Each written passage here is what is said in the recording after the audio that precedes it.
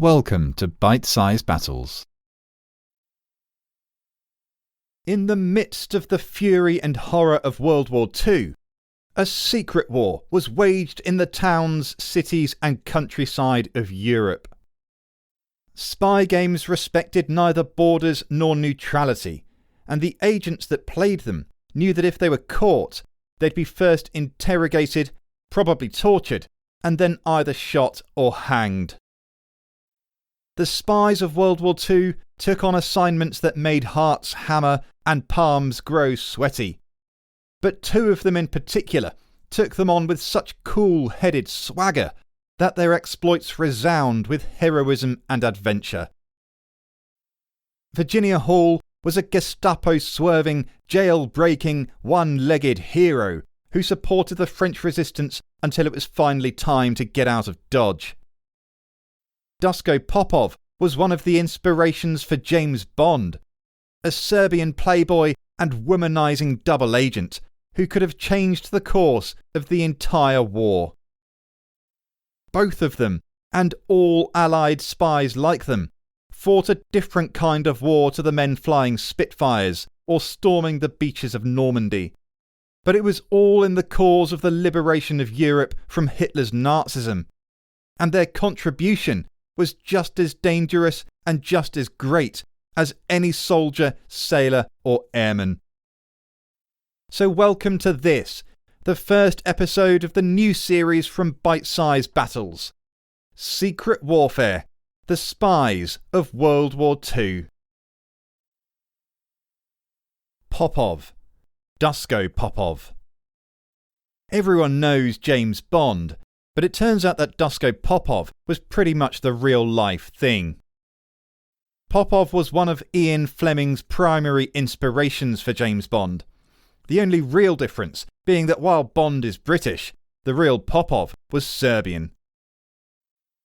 Popov was a ladies' man, with the green eyes, ready smile and smooth charm which drew them to him. He was 18 in 1930 and spent the next few years living a raucous lifestyle of booze, women and fast cars. He became famous around the bars and nightclubs of first Belgrade and then Freiburg in Germany, where he completed a doctorate in law. Smart too then. By the end of the decade, war had broken out, and he could think of nothing better to do than helping to defeat the Nazis, who he loathed. But Popov wasn't the classic military type, and didn't fancy crawling through the mud, braving rough seas or flying through flak. No, Popov had a better idea. In 1940, he got in touch with British intelligence. He told them all about his business connections throughout Europe, which would enable him to move freely around the continent, and about his hatred of everything Nazi. The British liked the sound of this, checked Popov out, and quickly enrolled him as an agent. They then gave him a bunch of false information that would convince German military intelligence, the Abwehr, that he was actually a committed National Socialist. Adopting his best Aryan aura, he fed the Abwehr the critical but nonsense information the Brits had given him and asked to join up. Happily for everyone but the Abwehr, they took the bait, and Dusko Popov was suddenly a wartime double agent, working for the Germans, but in fact really spying for the British. Popov immediately got to work, passing useful information to his British handlers while feeding false or harmless material back to the Germans. The Nazis, completely in the dark, were delighted with what Popov was giving them, and so delighted that they asked him to go to the United States to set up a network of spies there. But before he went, he spent a little night at the Casino Estoril in Portugal.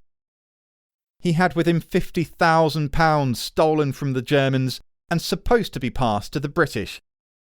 But instead, he used it to play roulette.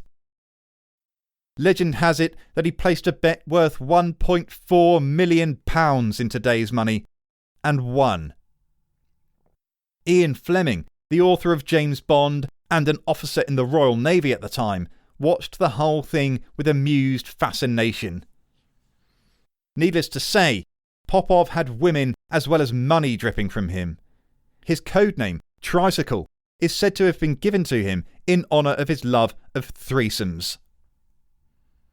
When Popov did go to the US, he fell foul of FBI head J. Edgar Hoover, who hated his playboy lifestyle and distrusted his status as a double agent, even though Britain had vouched for him. It might also have had something to do with Popov dating the Hollywood movie star and bombshell Simone Simon. When Hoover found out, he demanded Popov leave the country immediately. It seems the dislike was mutual. Popov later dropped an explosive claim saying that he had told Hoover that part of the reason the Germans had sent him to the US was to gather intelligence on the American naval base at Pearl Harbor. Why? On behalf of the Japanese, who were planning a surprise attack. But Hoover never told President Roosevelt for reasons we'll never know, if indeed the story is true in the first place.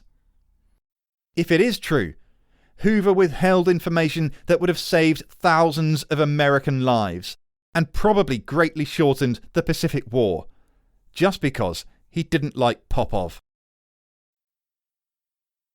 One of Popov's achievements that we are certain of is his massive contribution to Operation Fortitude, the brilliant Allied deception campaign designed to convince the Nazis that D-Day would fall anywhere but Normandy.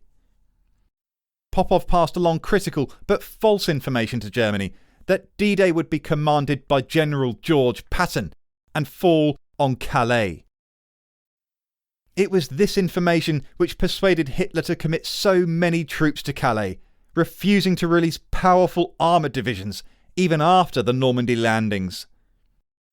So convinced was he that the real invasion was still to come, that it wasn't until the afternoon of D-Day that Hitler allowed the divisions to move.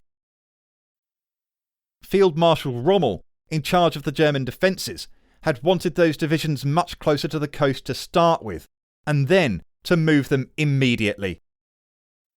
Without Popov and others like him, it's likely that Rommel would have got his way and launched immediate and potentially devastating counterattacks against the vulnerable Allied beachheads.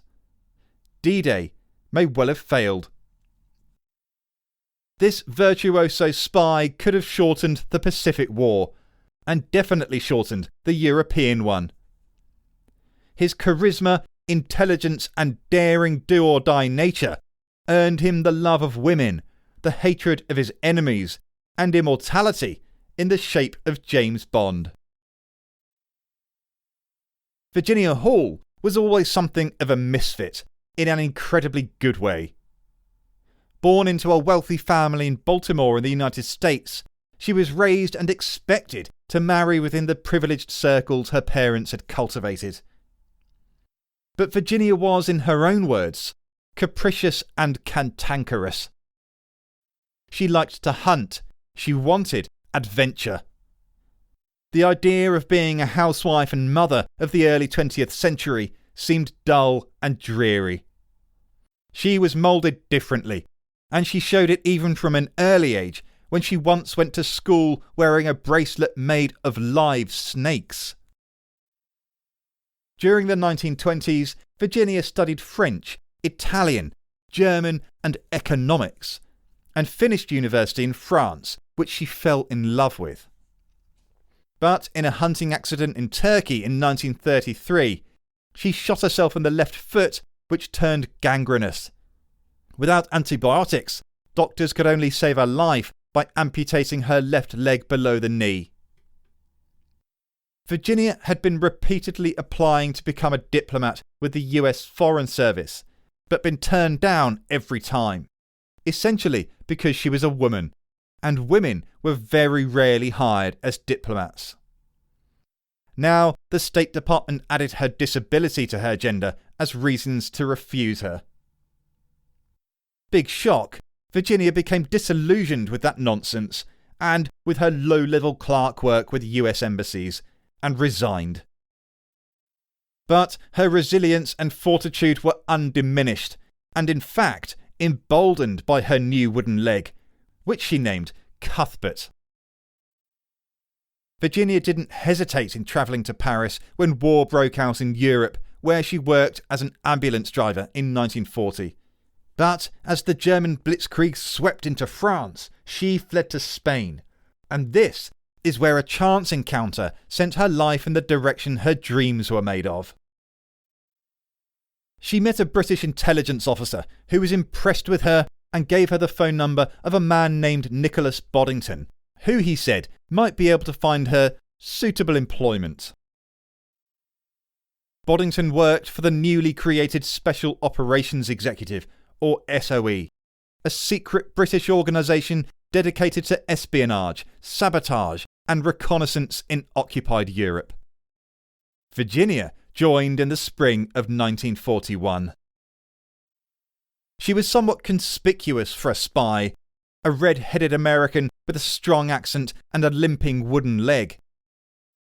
But as one British special operative said, she had an imperturbable temper and took risks often, but intelligently. Under the cover of working as a reporter for the New York Post, Virginia was promptly sent to occupied France, basing herself in Lyon. There, she quickly hooked up with the local French resistance, helping them to organise more effectively and becoming an expert facilitator, supplying weapons and money and helping downed airmen to escape. She established the so-called Heckler network of local informants who would pass on German troop movements and activities. It turns out she was very good at it, sending bucket loads worth of invaluable intelligence back to Britain. But her activities were being noticed. Lyon was in Vichy France, ostensibly independent, but nothing more than a German puppet state. And one of the German hands that controlled that puppet state in Lyon was the head of the local Gestapo, or secret police, Klaus Barbie. Barbie was a monster. He had earlier been responsible for rounding up Jews in Amsterdam for transportation to the concentration camp at Sachsenhausen. Now he became known as the Butcher of Lyon, as he personally tortured prisoners, both adults and children. One of the men he tortured was a French resistance leader who was beaten endlessly, but still refused to give up his secrets. Barbie then had his head repeatedly immersed in buckets of ammonia and water, causing severe burns. He died of his wounds 3 days later. It's estimated that Klaus Barbie was directly responsible for 14,000 deaths. Barbie then was a maniacal Nazi and a ruthless killer, and he slowly became aware of a limping lady from his torture-forced confessions. He began to build a picture of how it was she, more than anyone else, who was orchestrating the resistance and foreign agents in Lyon. He once said, "I would give anything to get my hands on that limping Canadian bitch." He got her nationality wrong, idiot, but I don't think he would have cared. Virginia Hall was now top of Klaus Barbie's wanted list, and she knew exactly what would happen to her if she was caught. What began was a cat-and-mouse game of life and death stakes. But Virginia approached everything with caution. She changed her clothes 4 times a day and rarely trusted anyone who could not be vouched for by several different sources. She also had something which separates the good from the best: a finely tuned sixth sense. In October 1941, she was asked to attend a meeting of a dozen other SOE agents in Marseille. But, sensing danger, she changed her mind at the last minute, and incredibly, the meeting was then raided by French police and all 12 agents were captured and banged up in prison.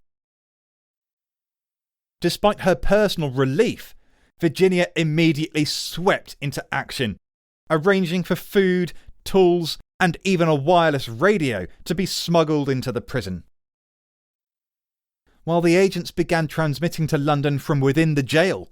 One of the tools enabled the prisoners to make a key from sardine tins. In July the following year, they used that key to escape. Virginia had vehicles, safe houses, and trusted people ready for them. The official historian of the SOE, Michael Foot, described the escape as one of the war's most useful operations of its kind, because several of those agents returned to France after evading the major German manhunt, setting up highly successful resistance networks. Klaus, of course, was furious. The Gestapo flooded the area with 500 agents, while the Abwehr did the same. Their aim was nothing short of the total dismantlement of the French resistance and SOE networks in Lyon, and most importantly for Klaus, the capture of the limping lady. The noose began to close when an Abwehr agent infiltrated a separate but close network, destroying it, and then began to do the same with Virginia's own. The United States' entry into the war at the end of 1941 had made her cover useless, and she was forced ever further underground, making her life miserable and her job ever more dangerous. And when the Allies invaded Morocco and Algeria in November 1942, the Germans quickly moved to formally occupy Vichy France. Now, Virginia Hall's danger radar went through the roof. Klaus was describing her as the Allies' most dangerous spy. The Germans were crawling everywhere, and an Abwehr agent was closing in. It was time to get out. She fled Lyon without telling even her closest confidants, first travelling by train to Perpignan on the Spanish border, and then walked, Cuthbert and all, over a 7,500-foot pass through the Pyrenees Mountains to Spain. Before she'd left, she sent a message to SOE in London saying that she hoped Cuthbert would not trouble her on her journey. SOE, not knowing who Cuthbert was, replied back, "If Cuthbert troublesome, eliminate him." She managed to make good her escape, returning eventually to Britain. But SOE refused to send her back despite her many requests. She was compromised, they said. But ever the daredevil, she went back anyway, this time with the United States equivalent of SOE, the Office of Strategic Services, or OSS, in 1944. She spent the remainder of the war arming and training resistance groups, and disguising herself as a shuffling old woman. She even filed down her own teeth to aid the deception. The groups she trained and supported cleared out the Germans of whole areas of France, even before the liberating Allies arrived.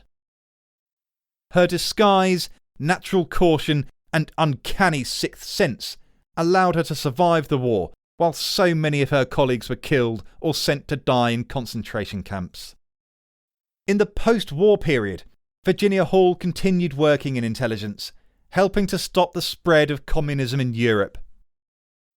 Incredibly though, her former nemesis, Klaus Barbie, was also recruited by the United States and worked for the Army Counterintelligence Corps, again in the anti-communist effort. His is a long story, but he was eventually brought to justice in France in 1987, where he was sentenced to life imprisonment. He died of cancer just 4 years afterwards. The US later apologised to France for shielding him from justice for 33 years. As maddening as Barbie's near escape from justice is, Virginia Hall got the better of him, and it's some consolation that snake bracelet wearing, one-legged, teeth-filing, jail-breaking badass flaunted herself under his nose for so long. And that must have seriously irritated him for the rest of his sorry life. Virginia Hall and Dusko Popov were just two of thousands of Allied spies during World War II. Their stories are remarkable, but incredibly not unique.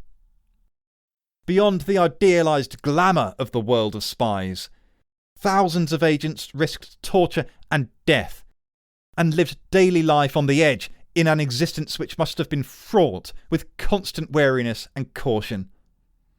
Many, many of them were killed. Their contribution to the Allied war effort mustn't ever be forgotten, because it's certain that without them the war would have been much longer, much harder, and much, much deadlier. Join us next time for one of history's most able spy masters, one of the men that modern intelligence gathering still learns from today, hundreds of years later. He was responsible for the entrapment and execution of Mary, Queen of Scots, of foiling several plots against England's Queen Elizabeth I, and of warning of the threat of the vast Spanish Armada. The name of this intelligence-gathering pioneer and agent provocateur was Francis Walsingham. I'm Andrew Mackenzie. Thanks for listening. See you then.